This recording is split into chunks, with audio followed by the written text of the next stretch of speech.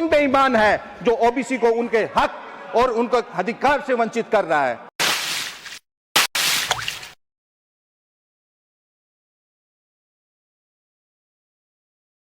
देश का हर दूसरा आदमी ओबीसी है, लेकिन क्या यहां बैठा हुआ हर दूसरा व्यक्ति ओबीसी है?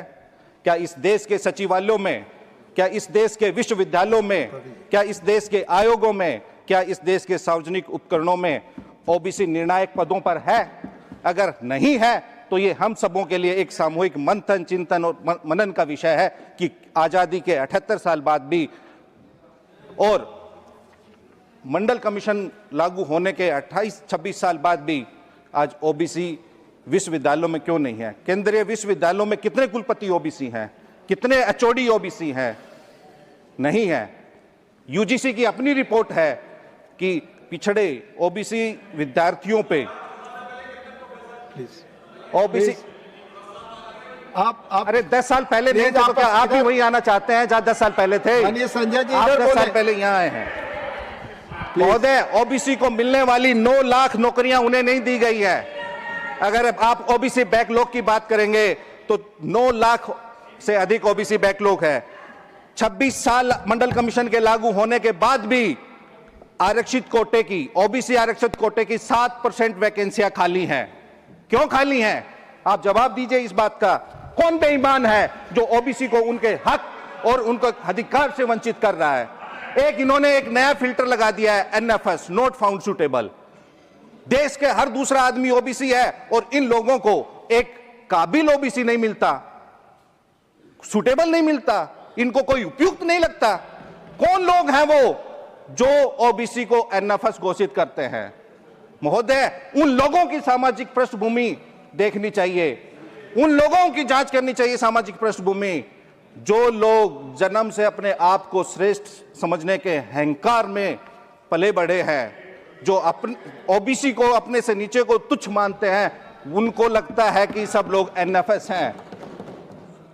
अगर ओबीसी इस देश का हर दूसरा आदमी आपको एनएफएस लगता है तो आप उसको अपने बराबर लाने के लिए क्या कर रही है, आपको इसमें मेंशन करना चाहिए। 9 लाख उनके पद रिक्त क्यों हैं, इसका आपको ओबीसी का जब बात आती है इतना न्यायिक हस्तक्षेप बढ़ जाता है।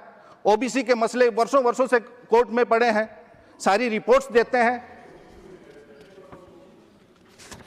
महोदय, बीजेपी शासित राज्यों में ओबीसी समुदाय के लोगों के साथ जबरन उनका घर तोड़ने, बिना नोटिस कार्रवाई करने और भेदभाव की खबरें सामने आ रही हैं जो सीधे तौर पे उनके संवैधानिक अधिकारों का हनन है। शासित वर्ग, विशेष रूप से पिछड़े, दलित और वंचित अभी भी न्याय की प्रतीक्षा कर रहे हैं। न्याय की राह अभी दूर दूर तक नहीं खुली है। दिखावटी उपाय तो किए जा रहे हैं, लेकिन शिक्षा, स्वास्थ्य, सेवा और रोजगार में व्याप्त गहरी असमानताएं अभी भी उलझी हैं। आइए हम सब सामूहिक रूप से स्वयं से पूछे, क्या हमने वास्तव में 78 साल में इस देश में वंचित, उपेक्षित, उत्पीड़ित, उपासित, वांछित, लांछित वर्गों के इन लोगों के लिए समान अवसर पैदा किए हैं? अगर नहीं किए तो क्यों नहीं किए? जवाब है नहीं। हम अगर इनकी बात कर, महोदय मैं अपनी बात खत्म कर रहा हूं, अगर हम इन वर्गों की बात करते हैं तो हम जातिवादी, और इन जो वर्गों का हक खाते हैं वो राष्ट्रवादी। हम पिछड़े, दलित, दर्दमंद और जरूरतमंद की बात करें तो जंगल राज वाले, और आप इंसान से इंसान को लड़ाओ, नफरत पैदा करो तो आप मंगल राज वाले। वाह जी वाह। यह लड़ाई केवल ओबीसी की समान प्रतिनिधित्व सुनिश्चित करने के लिए नहीं है महोदय, बल्कि यह सामाजिक गतिशीलता और गरिमा, समावेश और एक ऐसे भविष्य के लिए है जहां कोई भी हमारा साथी चाहे किसी वर्ग का हो पीछे ना छूटे।